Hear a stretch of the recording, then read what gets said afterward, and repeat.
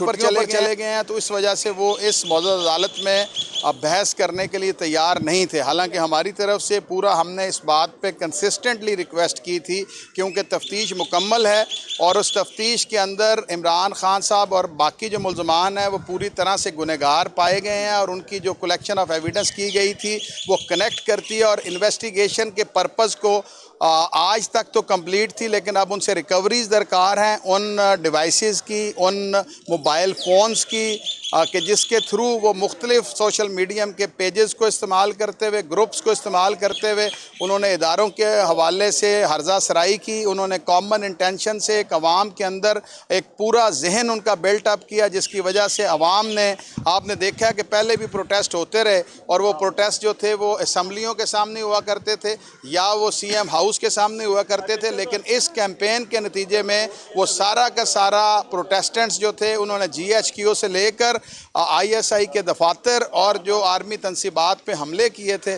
उस हवाले से उन्होंने ये सारा का सारा प्लान किया हुआ जो उनका मंसूबा था वो उसमें कामयाब हुए। तो इस वक्त अब प्रोसिक्यूशन को कंप्लीट करने के लिए, उनके एविडेंस कलेक्ट करने के लिए उनकी कस्टडी दरकार थी, जो हम रिक्वेस्ट कर रहे हैं कि उनकी बेल कैंसिल की जाए और उनकी कस्टडी पुलिस इन्वेस्टिगेशन के हवाले की जाए, ताकि जो उनकी बाकी कलेक्शन ऑफ एविडेंस है वो हो सके और अदालत जो है वो इंसाफ पर मबनी फ़ैसला कर सके।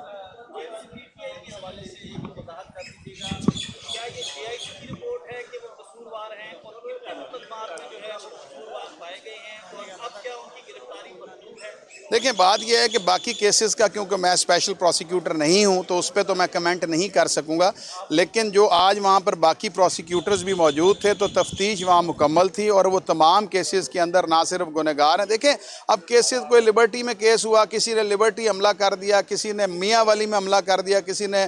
सरगोदा में हमला कर दिया, किसी ने GHQ पे हमला कर दिया, लेकिन बेसिक बोन ऑफ कंटेंशन, जो इंटेंशन थी वो एक पूरा इदारे के ख़िलाफ़, आपको याद होगा कि जो डर्टी हैरी से लेकर जो कैंपेन स्टार्ट की गई थी, जिसमें फिर जनरल फैसल नज़ीर का नाम लिया गया और उसके बाद इदारों को पूरे तरीके से इस बात पे मिलान करने के लिए जो साजिश तैयार की गई थी, अब उन सारे केसेस के अंदर 109 के हवाले से और कॉमन इंटेंशन के हवाले से इमरान खान साहब जो हैं वो चार्ज हो रहे हैं, वो लिंक कर रहे हैं, एविडेंसेस कलेक्ट हो गई हैं और उनकी गिरफ्तारी जो है वो ना सिर्फ दरकार है और मुझे नज़र आता है कि ये बेल का केस नहीं है, क्योंकि ये एक बहुत अहम नौइयत का केस है और कलेक्शन ऑफ एविडेंस जो है, अगर बेल करने का मतलब तो ये है कि इन्वेस्टिगेशन फिर हैम्पर होकर रह जाएगी और जो कलेक्शन अभी मज़ीद उनसे होनी है वो जो है वो सफ़ा मिसल पे नहीं आ सकती। ये कहना चाह रहे हैं। देखें, बात यह है कि उनका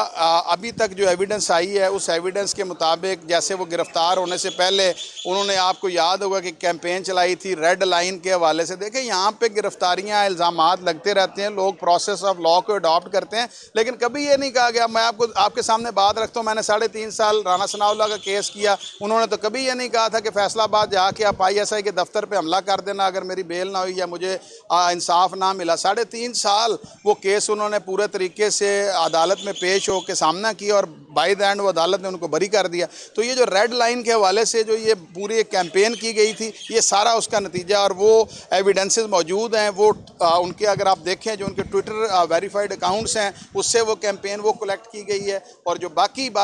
सोशल मीडियम के हवाले से मुख्तलिफ पेजेस हैं और वो पूरी की पूरी एविडेंसेस हैं, वो रिकॉर्ड का हिस्सा हैं जो कनेक्ट करते हैं उनको इस एलिगेशन के साथ और इन केसेस के साथ। और आप ऑनरेबल कोर्ट से आइंदा क्या इस्तदा करेंगे कि ये बेल जो चल, हमारी आज भी इस्तदा यही थी और हमारी आइंदा भी इस्तदा ये है कि इनकी ये बेल्स जो हैं खारिज की जाए, ताकि उनकी कस्टडी जो दरकार है इन्वेस्टिगेशन कंप्लीट हो सके, ताकि इंसाफ की फराहमी ना सिर्फ हो सके बल्कि होते हुए दिखाई दे।